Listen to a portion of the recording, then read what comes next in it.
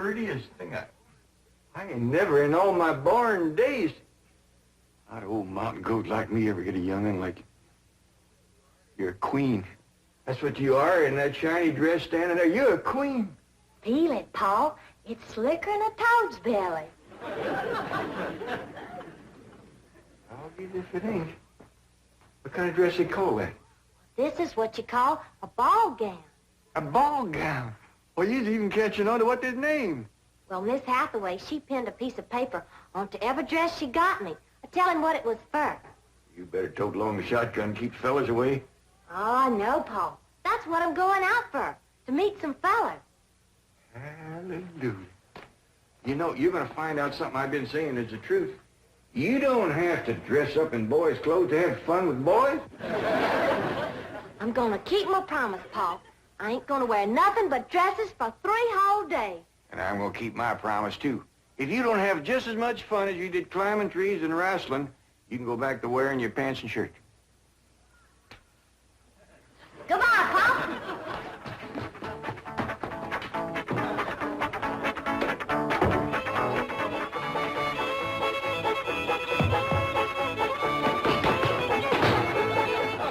What you doing? Killing ants? Hey, this place ain't got no ants. I'll tell you something else it ain't got. That's me. I'm gonna pack up and go home. Wait a minute. Hold on there. This is home. Not to me it ain't. And for my part, they can give Beverly Hills back to the Indians. Or whoever else was fool enough to come here in the first place. Come on, let's go in here and sit down and we'll talk this whole thing over. You just got your back up because the police made us get rid of all our cows and pigs and chickens and stuff. Well, that didn't help, hon. But if they don't allow folks to have stock, why have they got that all-fired fancy stock pen down there? Well, Granny, it turned out that there was something called a tennis court. What in tarnation is a tennis? I don't know, but one of these days we'll get us a pair of them and go to raise them out there. Well, you go to raising them. I'm going back home, where I can get some good things in life, like hog jowls and possum shank. Now, hold on, Granny. Jethro's out hunting possums right now. He won't find none. I've been all over these Beverly Hills, and I tell you it ain't easy.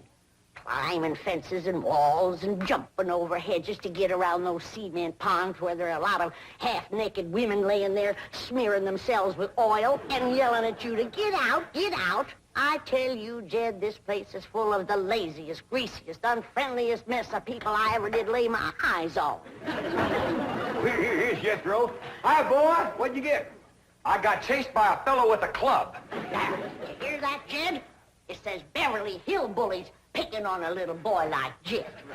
Come on, Jethro, load up the truck and let's head for home. Hold on. I think I know what's ailing you two. You're just plain old homesick. Well, I'm sick of this home, I can tell you that. Yeah, now I got a surprise I've been kind of saving. I reckon now's good times any to let the cat out of the bag. We need pigs and chickens, and he gets us a cat. Now, that ain't the surprise, Granny. The surprise is Pearl's coming out here. Ma's coming out here? Yeah, and she's bringing your sister Jethrine. Hot diggity dog. Yeah, I wrote her a letter. I said, Pearl, I says, why don't you come out here and bring Jethrine? We got lots of room and plenty to eat, and we sure is a hanker to see you. Oh, boy. I gotta get us some possum now, because if there's one thing Ma and Jethrine likes, it's grits and possum shanks. You don't look particular cheered up, Granny. Jed, you might fool that boy with a story like that, but not me. What do you mean? Since when can you write letters? No, Granny. Now, wait a minute. Wait a minute. Granny, I didn't write that letter by hand. Held the pencil betwixt your toes, did you? No, I wrote it by a new way. The banker's secretary showed me. It's called dictation. What's dictation? Well, it's wonderful, Granny. You just talk, and she writes it down. She sure must write fast. Yeah, with a bad hand, too. She got a bad hand? This one, she calls it her shorthand. I don't care how many letters you dictate, Jed. Pearl ain't a-coming out here. Leastwise, not right now. Well, sure she is, Granny. She's looking to find a husband for Jethrine. I'll tell you who Pearl is a-looking to get a husband for her. Pearl. And I think she's got her cap set for that oil man that bought your swamp. Mr. Brewster? Why, he lives clean over to Tulsa. Yeah, but pumping oil brings him over to your place. And I'll bet you pigs to polecats that when he shows up, Pearl ain't fur behind.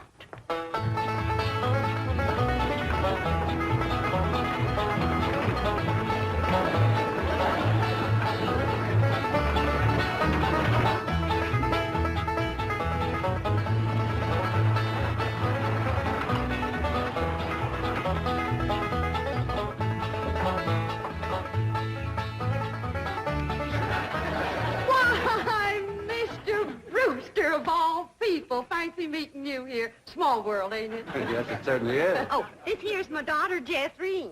This is Mr. Brewster, dear. I'm pleased to meet you, young lady. Hi. May I give you a hand, Mrs. Bodine? Oh, thank you. Stay in the buggy, dear. Careful now. There we are. Well, I see you girls are on your way to a Halloween party. What kind of party? Halloween. What's a Halloween? You don't celebrate Halloween here in the hills? Well, I never heard of it. What's it like? Well, it's an occasion where everyone gets dressed up in their most beautiful clothes. Oh, these old things, they're just something I threw together myself. Well, they look like they came from Saks. Well, they didn't. I made them with store-bought yard goods. Didn't I, Jeffrey? Yes, sir. What brings you girls here on this beautiful Indian summer day? Following you. we was headed this way anyway. I promised to keep an eye on the old home place for Cousin Jed, remember? Mm. Oh, I hope he won't mind that I had a telephone put in the cabin. You see, we're using it as a sort of a field office. Oh, he won't mind. Especially if you would show it to me and I could see for myself that there was no damage done to the cabin. Well, that's quite all right. Come along, huh? Stay in the buggy, dear. Well, perhaps you'd like to stretch your leg. They're long enough now. You know, Jethreen's awful tall for her age. She takes after her father. Her late father, that is. I'm a widow. Yes, I believe you told me. Oh, that's right. That's when you told me you was a widower. Yes. You, still are, I suppose. A widower? No, yes. Stay in the buggy, dear. Look at that fruit there. Did you ever in your whole born days ever see anything as pretty as that fruit? Don't spoil neither. Don't taste neither. Oh, now. Jethro ate a whole bunch of them grapes, 2 apples, a pear, and a whole handful of strawberries. And he said there wasn't one bit of juice in the whole kit and caboodle of them. He said it was dry as wax.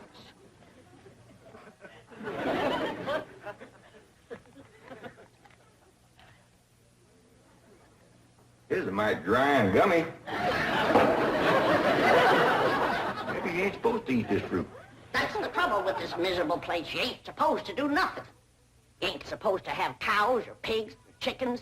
You ain't supposed to fire up the still and make a little moonshine whiskey. Answer me, what can you do in this Beverly Hills? Well, you can do lots of things, Granny. Things you couldn't do back home. Name one. Well, you can call up your friends on the telephone. No, you can't. Why not? 'Cause we ain't got no friends, that's why not. There ain't been one neighbor come a-calling on us since we moved in here. Oh, so that's what's ailing you. Nobody's been coming to call. Well, now you gotta remember what Pearl said. This here is Beverly Hills where the movie stars live. What's that got to do with it? What's that got to do with being friendly? Nothing, I just thought it might sidetrack you. Well, it didn't. Movie stars are people just like us, ain't they? Yes, it's prettier. Wouldn't it be worth waiting for if one of these days there come a knock on the door and we go to answer it, we open up the door and standing there would be Mary Pickford. Mary Pickford? Yeah, with the golden curls hanging down her back and her pretty little rosebud mouth saying friendly things like, howdy there, I'm Mary Pickford. Oh, you'd say to that? I'd say, who's Mary Pickford? That's right. Granny, she's America's sweetheart. You know that movie house where Pearl plays piano on Saturday nights? I heard of it. Well, she says little old Mary is everybody's favorite. Well, tell me this. if Mary Pickford moved in that little cabin down the creek from us back home, what would we do? Oh, we'd gone calling and brought her over a mess of pone and skinned possum. Yeah. And has Mary Pickford brought us a mess of pone and skinned possum? No, she ain't. You gotta remember, Granny, she probably spent 4 or 5 hours a day just fooling with and combing that beautiful curls hanging clear down Uncle Jan! Well, hello, Jethro. What'd you get this time? I got arrested. Yeah. Policeman, he took my gun away. He said they don't allow hunting in Beverly Hills. That does it. Then he pointed to old Duke here. He said that dog had his rabies shot. And I said, no, sir, that dog ain't had nothing shot. I'm careful with a gun. What'd he say? He said, oh, wise guy, huh? So he put Duke and me in his police car. But we jumped out and run. Oh, is Ma and Jeff Reen here yet? No, and they ain't a-coming. Now, if you want to see your ma and your sis, you pack up that truck, and you and me will skedaddle back home where folks is friendly. Now, Granny. Oh, God, if she ain't the muleyest little woman. Granny, now just a minute. Now, Granny, will you just let me say one thing? Well, you be quick, because I got a long trip ahead of me. Granny, I know it ain't been easy for you out here. New things is always vexing, especially at your age. But I'm bound and determined to keep this family together.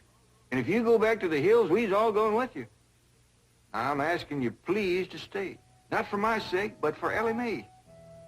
Granny, what this place has done for her is a plain miracle. Why, that wild Injun has become a grand lady. I wish you could have seen her go out that door looking like a queen in a picture book. I tell you, I just wanted to sit down and bawl, the way you done when I married her ma. Now, she's just... She's out there now. Not just wait, Granny. Wait till you see. In here, Ellie Mae. Huh? You sure was right. Oh, Hoggin, you don't have to wear boys' clothes to have fun with boys. Mae, you promised me you wouldn't wrestle. I ain't been wrestling. Then what have you been doing in your ball gown? Doing what I'm supposed to do, playing ball. Oh, I made 2 touchdowns and kicked 3 field goals. This is the phone I was telling you about. It's called a field telephone. Now, with this, I can communicate directly with the men working at the drilling site.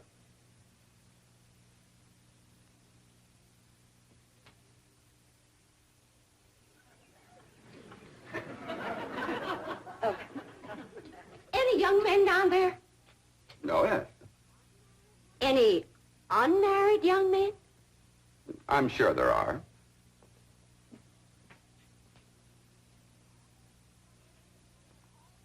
Any tall, unmarried young men? Well, they're probably all sizes.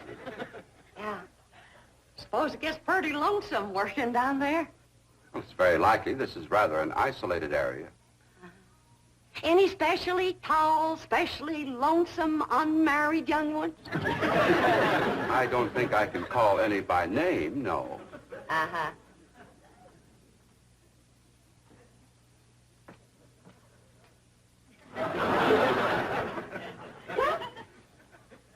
I was just wondering.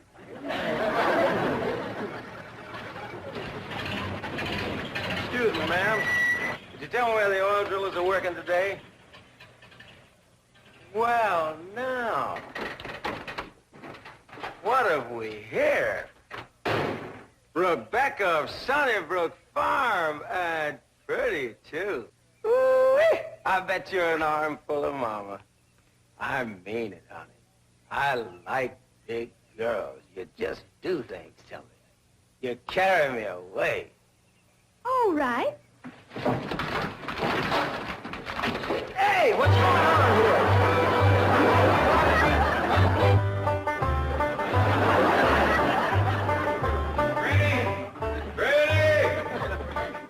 Oh, there you are.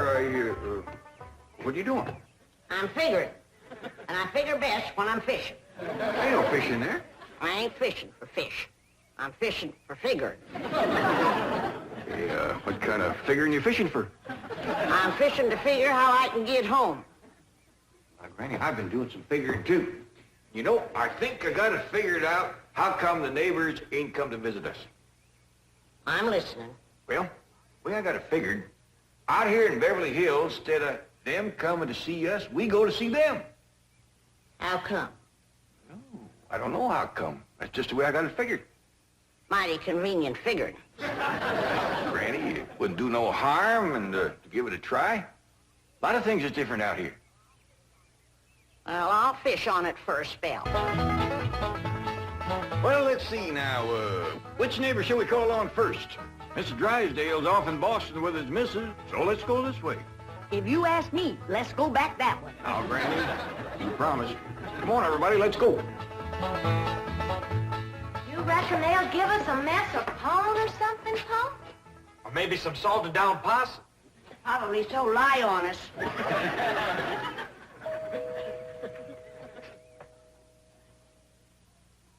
I'm not expecting anyone, Agnes. Oh, it's probably just them children playing trick-or-treat, man. Hi, ma'am. We's the Clampetts. You got something for us? Yes, no. Aren't you rather big for this?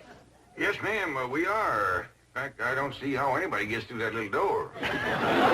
Just a minute. Come in. Come in and set a spell, as you folks stay up in the hill. Well, thank you. We got a lot of calls to make. This here is Granny. Howdy. Hello? I'm my daughter, Ellie. Oh. My nephew, Jethro. Oh. And I'm Jed. Hello, Jed. I'm Agnes. Just call me Aggie. Mighty nice place you got here, Aggie. Oh, shucks, 'tain't nothing but a heap of bricks, but we call it home. Well, sure is nice to meet up with you. Oh, now wait just a minute. I got something for you. Wait a second. Here you go, Granny, and Ellie, that's you, and Jethro, you and Jed. Here. Yeah, thank you. That's mighty neighborly of you. And you must come and see us sometime. Yeah, we'll go hunting together. Hey, Aggie, you like to play football? Love it. Well, there's a whole bunch of fellas that plays in the pasture down the way a piece. And they'd like it just fine if I could bring some more girls along. Now, don't forget. Please, can we go out now? Not yet, children. Not till it gets dark.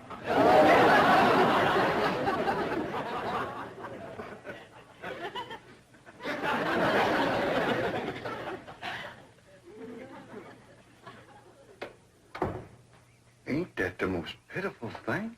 Heart-rending. Just heart-rending. Nice-looking woman. Friendly as you please. But them young'uns is the homeliest I ever see. Wonder she didn't want to come a-calling on us. Yeah. Reckon I'd stay home, too, if my kids looked like that. Kid, I ain't never gonna say a bad word about nobody. I know what you mean. Diggies, every house we went to, they was nice to us, wasn't they? Sure was, Dad. Hey, listen, everybody. I got an idea. Let's call up Cousin Pearl and tell her to come on out here. Uncle Jed, you can't call Ma on the telephone. Drysdale said we could call anybody we had a mind to. Well, Ma, she ain't got no telephone at home. Don't matter. She ain't never home nohow. The way I look at it, you can't never tell what you can do until you try. Don't forget to spin the wheel.